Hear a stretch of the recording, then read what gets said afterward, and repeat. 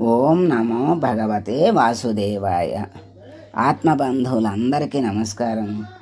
637వ నామం విశోధన.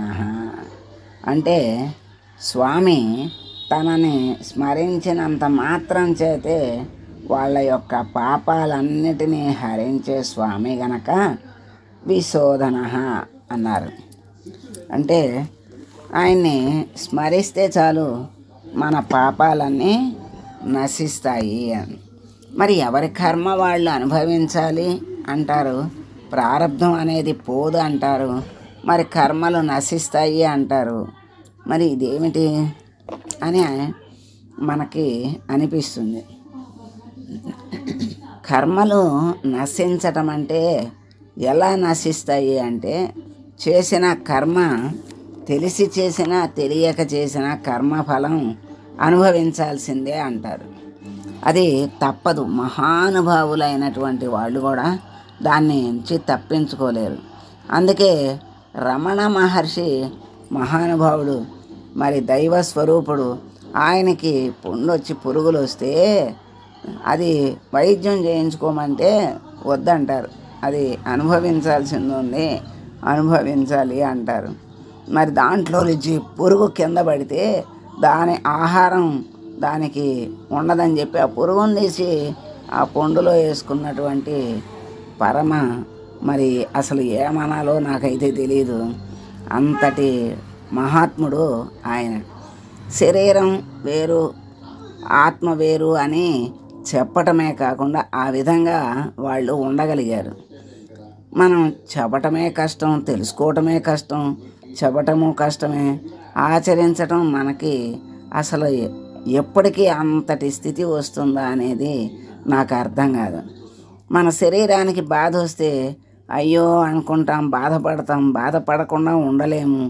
నాది కాదు అనలేము. శరీరాన్ని నాది కాదు అని అనుకోలేము. నా శరీరం అనుకుంటాం, నాదే అనుకుంటాం. అంత అజ్ఞానంలో మనం ఉన్నాం. దాని నుండి ఎప్పుడు బయటపడతామో అప్పుడే పరిపూర్ణమైన స్థితికి వచ్చినట్టు.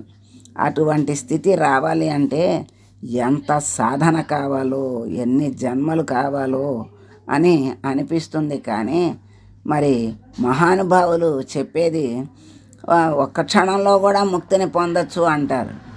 కానీ అంత క్షణంలో ముక్తి పొందేటువంటి యోగాన్ని కూడా అంతకుముందు సంపాదించుకుని ఉండాలి కదా. సంపాదించుకుంటేనే కదా ఉండేది మనకి. ఆ యోగం అనేది ఎట్లా వస్తుందంటే అంతకుముందు ఆ దారిలో నడిచి మరి సంపాదించుకుని ఉంటేనే మనకి ఆ ముక్తి అనేది వచ్చేటువంటి శక్తి, సామర్థ్యం మనకి వస్తుంది. మరి అంతటి స్థితి రావాలి అంటే జ్ఞానాన్ని సంపాదించుకోవాలి. ఆ జ్ఞాన మార్గంలో నడవాలి.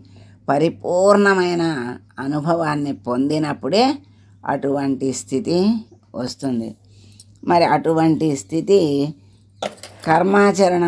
ఇప్పుడు ఎప్పుడైనా ఎటువంటి స్థితి అయినా కర్మాచరణ వల్లే వస్తుంది.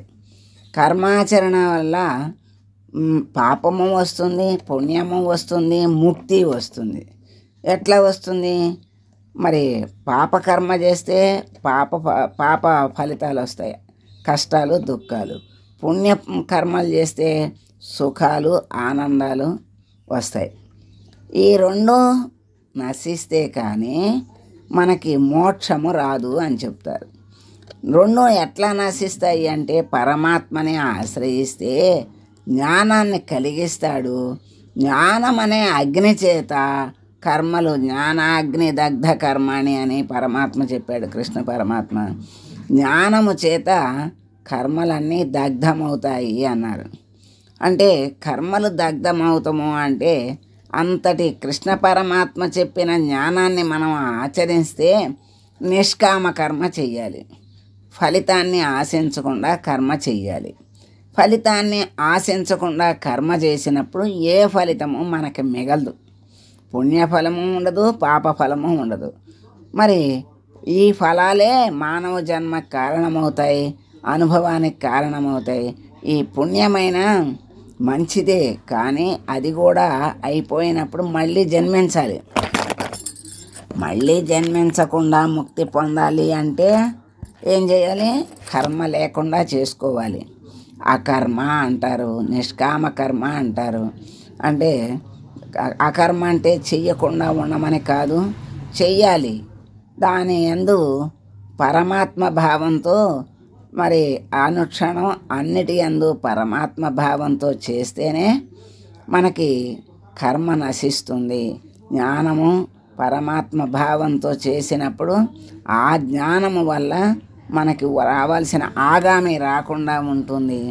ఉన్న సంచితాన్ని కూడా దగ్ధం చెయ్యగలిగేటువంటి శక్తి ఆ జ్ఞానానికి ఉంది. అందుకని జ్ఞానముతో నడుచుకున్నప్పుడు కర్మలు నశిస్తాయి. కర్మలు నశించినప్పుడు జన్మ లేకుండా పోతుంది. అటువంటి అనుగ్రహాన్ని పరమాత్మ తన భక్తులకు, తన బిడ్డలకు అనుగ్రహిస్తాడు. ఎట్లా? ఆయన వైపు తిరిగి ఆశ్రయిస్తే ఆర్తిగా, నాకేమీ తెలియదు స్వామి, నన్ను నీ దరికి చేర్చుకునేటువంటి మార్గాన్ని మాకు ప్రసాదించు స్వామి అని వేడుకుంటే ఆయనే మనకు ఆ మార్గాన్ని ఇస్తాడు, నడిపిస్తాడు, చేర్చుకుంటాడు. అట్లాగే ఏదో చెయ్యి అందించి చక్కగా తీసుకుని ఒళ్ళో తల్లి కూర్చోబెట్టుకున్నట్లుగా అలా తనలో కలుపుకుంటాడు. అంతటి భాగ్యం కలగాలి అంటే పరిపూర్ణమైన భక్తి, పరిపూర్ణమైన జ్ఞానము ఉండాలి. కర్మాచరణ, చక్కని జ్ఞానముతో కూడిన కర్మాచరణ ఉండాలి. అప్పుడే మనస్సుకి పరిపూర్ణత వస్తుంది. మరి మా కర్మలు, వాటి కారణాలు, మరి వాటి ఫలితాలు అనేటువంటిది త్రికోణం లాంటిది. పరమాత్మే దానికి అధ్యక్షుడిగా ఉన్నాడు. మరి జీవుల్లో కోరికలు ఉంటాయి. ఆ కోరికలను బట్టి పనులు చేస్తారు. వాటి ఫలితాలని మరి మళ్ళీ అనుభవిస్తాడు, మళ్ళీ జన్మెత్తుతాడు. అట్లా ఆ త్రికోణంలో తిరుగుతూ ఉంటాడు. అప్పుడు కర్మలను ఆచరించేవానికి ఫలితాలతో సంబంధం ఎప్పుడు తెగుతుంది అంటే పరమాత్మని ఆశ్రయించినప్పుడు ఆ త్రికోణంలో తను కాకుండా పరమాత్మే అధ్యక్షుడు. అంటే పుట్టడానికి ఆయనే కారణం, పెరగటానికి ఆయనే కారణం, కర్మలు చేయటానికి ఆయనే కారణం, చేయించేది ఆయనే అనేటువంటి ఆ అధ్యక్షుడైనటువంటి పరమాత్మనే మనం అంగీకరిస్తే ఆ కర్మలు ఆచరించేవాడికి ఫలితాలతో సంబంధం తెగిపోతుంది. అప్పుడు జరిగే ఫలితాలన్నీ కూడా సుఖదుఖాలు మరి ఏవి కూడా తనకి చెందవు. మరి అటువంటి శిక్షణకు జరుగుతున్నటువంటి నిత్య జీవితంలో సంఘటనలుగా మనకి బోధపడుతూ ఉంటాయి. అప్పుడు శిక్షణే ప్రాముఖ్యం, కానీ లాభ నష్టాలకి ప్రాముఖ్యం ఉండదు. అంటే మనం వాళ్ళకి నేర్పాలి అనేటువంటి లక్ష్యం పెట్టుకున్నప్పుడు లాభ నష్టాలతో సంబంధం లేదు. అంటే ఇది మనకి రావాలి అని కోరిక ఉన్నప్పుడు లాభ నష్టాలతో సంబంధం ఉంటుంది. ఇది దాని ఫలితాన్ని ఆశించకుండా వాళ్ళకి మనం నేర్పటమే లక్ష్యంగా పెట్టుకున్నటువంటి వాళ్ళకి లాభ నష్టాలతో సంబంధం ఏమి ఉండదు కదా.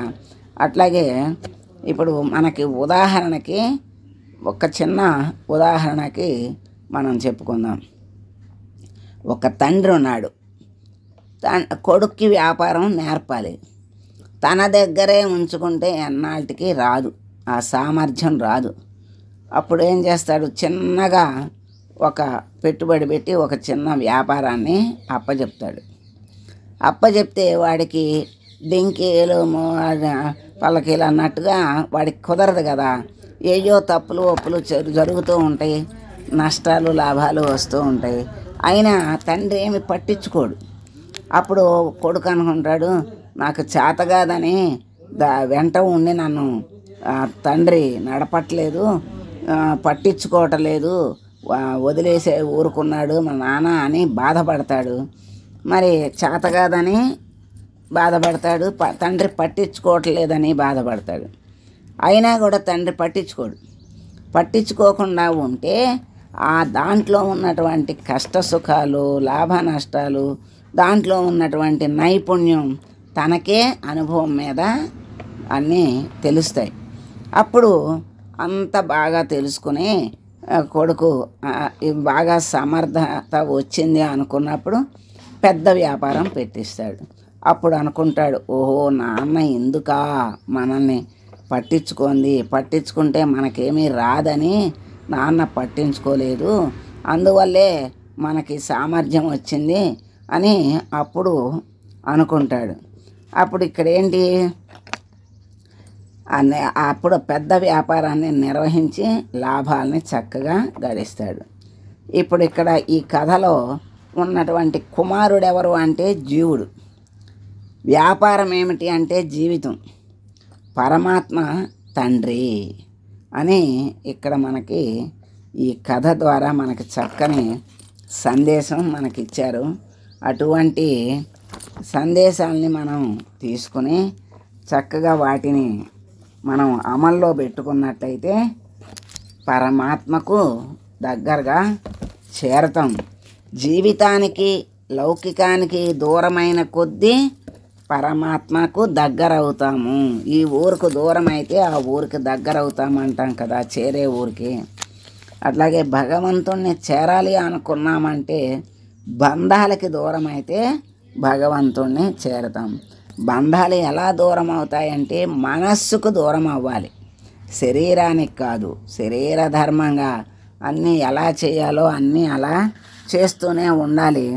మరి మనస్సుకి అంటకుండా పరమాత్మ బిడ్డకు ఆచరణ అనేది అలా అలవాటు చేసి తన దగ్గరికి రావటానికంటే సామర్థ్యాన్ని చక్కగా ఇస్తాడు. అటువంటి స్వామిని విశోధన అన్నారు. అంటే తనని స్మరించినంత మాత్రం చేతే పాపాలని హరించే స్వామి విశోధనుడు అన్నారని శంకరాచార్యులు వారు వ్యాఖ్యానించారు. భగవంతుని నామస్మరణం సర్వ పాపహరణం అనేది మనకి ప్రసిద్ధిగాంచింది. తర్వాత తను కొలువుదీరిన క్షేత్రాల్లో పరమపదించిన వాళ్ళని శోధించి వారికి మోక్షం ప్రసాదించే స్వామి గనక విశోధనుడని పరాశర భట్టర్ వారు వ్యాఖ్యానించారు. సత్యసంధుల వారు వి ప్లస్ శోధన అంటే విభజించి విశేషంగా మరి వేదాలను పరిశీలించే పరమాత్ముడని వ్యాఖ్యానించారు. అంటే వేదాలను విశేషంగా పరిశీలించే స్వామి అని వ్యాఖ్యానించారు. ఋత్విక్కులు ఓం విశోధనాయ నమః అని స్వామిని స్తోత్రం చేస్తున్నారు. అటువంటి విశోధన అయినటువంటి పరమాత్మని మనం ప్రార్థిస్తూ, స్వామి నాలో ఉన్నటువంటి అజ్ఞానాన్ని తొలగించి జ్ఞానమనే వెలుగుల్ని ప్రకాశింపచేసి ఆ జ్ఞాన వెలుగుల్లో పయనించేటువంటి శక్తి సామర్థ్యాలను మాకు ప్రసాదించి అనుగ్రహించు స్వామి అని వేడుకుంటూ మంగళం పాడదాం. మంగళం కౌసలేంద్రాయ మహనీయ గుణాత్మనే సర్వలోక శరణ్యాయ సాధురూపాయ మంగళం. ఓం